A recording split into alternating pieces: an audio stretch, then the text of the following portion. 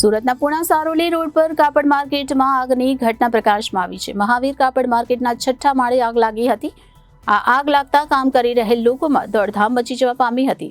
ફાયરની ટીમને જાણ કરવામાં આવતા ફાયરની ટીમ પણ ઘટના સ્થળે આવી પહોંચી હતી અને આગ પર પાણીનો મારો ચલાવી આગને કાબુ મેળવવા કવાયત હાથ ધરી હતી. હાલ તો આ આગની ઘટનામાં કોઈ જાનહાનિ સર્જાઈ ન હતી, જેથી લોકોએ રાહતનો શ્વાસ લીધો હતો. તક્ષશિલા અગ્નિકાંડની ઘટના બાદ સુરત ફાયર વિભાગ દ્વારા ફાયરની અપૂરતી સુવિધાઓના પગલે સંસ્થાઓને સીલ કરવાની કાર્યવાહી કરવામાં આવી રહી છે. ત્યારે છેલ્લા કેટલાક દિવસોથી આ પ્રમાણેની કાર્યવાહી ફાયરે હાથ ધરી છે. જોકે ફાયરની આ કામગીરી સામે પણ સવાલ ઉભા થઈ રહ્યા છે. ત્યાં સુરતમાં વારંવાર આગના બનાવો સામે આવતા હોય છે. ત્યાં વધુ એક આગની ઘટના સામે આવી છે, જે સુરતના પુણા સારોલી રોડ પર કાપડ માર્કેટમાં આગની ઘટના બની છે.